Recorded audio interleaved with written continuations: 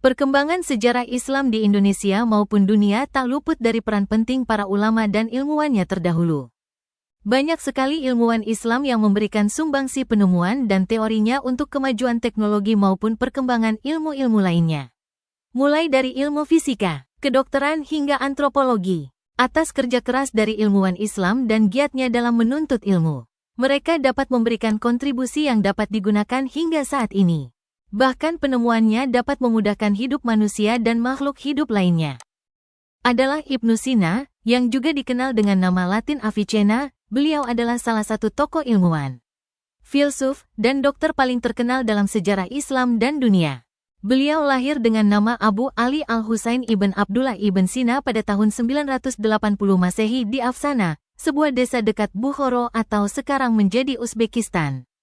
Dan meninggal pada tahun 1037 Masehi di Hamadan, Iran. Pada saat kehidupan awal Ibnu Sina lahir pada tahun 980 Masehi di Afsana, yakni sebuah desa dekat Bukhara, yang saat itu berada di bawah Kekaisaran Samanid, sebuah negara yang berperan penting dalam kebangkitan budaya dan ilmu pengetahuan di dunia Islam. Ayahnya, Abdullah, adalah seorang pejabat di pemerintahan Samanid, dan keluarganya sangat terpelajar dan religius. Abdullah adalah seorang Ismaili, sebuah sekte dalam Islam yang mendorong studi filsafat dan sains. Sejak usia dini beliau menunjukkan kecerdasan yang luar biasa. Pada usia 5 tahun dengan keluarganya pindah ke Bukhara, tempat di mana menjadi pusat ilmu pengetahuan dan kebudayaan pada saat itu. Ibnu Sina mulai belajar Al-Quran dan literatur Arab dan pada usia 10 tahun, ia sudah menghafal Al-Quran sepenuhnya. Beliau kemudian belajar di bawah bimbingan guru-guru terbaik di Bukhara, termasuk belajar filsafat, logika, matematika, dan sains. Pada usia 16 tahun beliau mulai mempelajari ilmu kedokteran yang menjadi bidang yang paling ia tekuni. Ibnu Sina dengan cepat menguasai ilmu kedokteran dan mulai mengobati pasien. Beliau sendiri menyatakan bahwa kedokteran bukanlah disiplin yang sulit dan ia menguasainya dengan cepat. Pada usia 18 tahun, Ibnu Sina berhasil menyembuhkan Nuh ibn Mansur, penguasa Samanid, dari penyakit yang tidak bisa disembuhkan oleh dokter lain. Sebagai hadiah, Ibnu Sina diberikan akses ke perpustakaan kerajaan Samanid, yang berisi koleksi karya-karya ilmiah dan filosofis yang luas. Ini adalah titik balik dalam hidupnya, karena akses ini memungkinkan dia untuk memperdalam pengetahuannya dan menulis karya-karya besar yang kelak mengubah dunia. Pada perjalanannya Ibu Sina juga mengalami kesedihan dan halangan seperti saat setelah kematian ayahnya ketika Ibnu Sina berusia 22 tahun, hidupnya menjadi tidak stabil. Dinasti Samanid runtuh pada tahun 999 setelah serangan oleh tentara Turki. Ibnu Sina harus meninggalkan Bukhara dan mencari perlindungan di berbagai kota di wilayah Persia, seperti Gurgan, Rai, dan Isfahan. Dia hidup dalam ketidakpastian, seringkali harus berpindah dari satu tempat ke tempat lain untuk menghindari konflik politik atau karena ketegangan dengan penguasa lokal. Selama masa ini, Ibnu Sina berulang kali harus melarikan diri dari penguasa yang merasa terancam oleh pengaruh dan reputasinya. Di Rai, Ibnu Sina sempat dipenjarakan karena dituduh terlibat dalam intrik politik, meskipun kemudian dia berhasil melarikan diri. Meskipun dalam kondisi yang sulit, Ibnu Sina tetap melanjutkan pekerjaannya, menulis beberapa karya besar selama masa-masa pengasingan ini.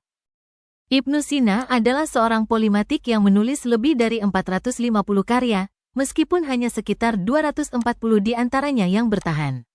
Karyanya meliputi bidang kedokteran, filsafat, teologi, astronomi, matematika, dan bahkan musik. 1. Al-Qanun fi al-Tibb, The Canon of Medicine. Ini adalah karya terbesar Ibnu Sina dan merupakan salah satu buku paling berpengaruh dalam sejarah kedokteran.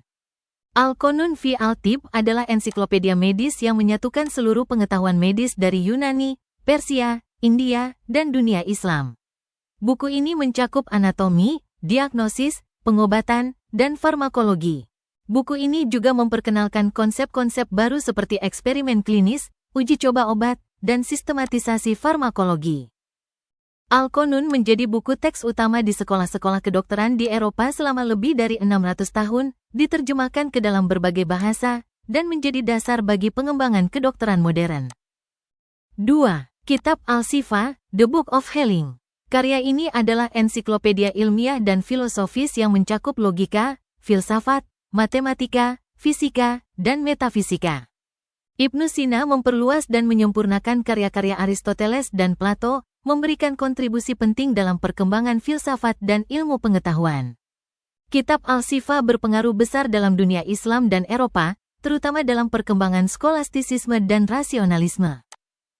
3. Karya dalam filsafat dan teologi Ibnu Sina adalah seorang filsuf yang berusaha mendamaikan ajaran Islam dengan filsafat Yunani, terutama dengan pemikiran Aristoteles. Dalam karyanya, Al-Isyarat wa Al-Tanbihat, Pointer and Reminders, Ibnu Sina membahas konsep keberadaan, jiwa, dan Tuhan. Dia memperkenalkan konsep wujud wajib, necessary being, yang memengaruhi teologi Islam dan skolastisisme Kristen.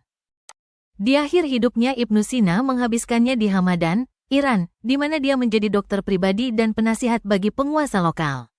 Meskipun kesehatannya memburuk karena overwork dan penyakit, Ibnu Sina tetap bekerja dan menulis hingga akhir hidupnya. Dia meninggal pada tahun 1037 Masehi pada usia 57 tahun. Ibnu Sina dimakamkan di Hamadan, dan makamnya masih menjadi tempat ziarah hingga saat ini. Warisan Ibnu Sina abadi. Karyanya dalam kedokteran, filsafat, dan ilmu pengetahuan telah meninggalkan jejak yang mendalam dalam sejarah dunia. Dia dikenal sebagai bapak kedokteran modern dan salah satu filsuf dan ilmuwan terbesar yang pernah hidup. Ibnu Sina adalah contoh cemerlang dari semangat keilmuan dan intelektual yang tidak pernah padam, meskipun dihadapkan pada banyak kesulitan. Klik subscribe dan like supaya saya terus semangat membuat konten seperti ini. Dan menurut kamu bagaimana kisah dari salah satu tokoh besar dunia ini? Tulis di kolom komentar. Jika ada rekomendasi tokoh yang ingin dibahas tulis juga di kolom komentar. Share video ini ke semua kerabat dekat kamu apabila video ini bermanfaat. Terima kasih sudah menonton dan akhir kata. Motor tank makan kayu arigato, thank you.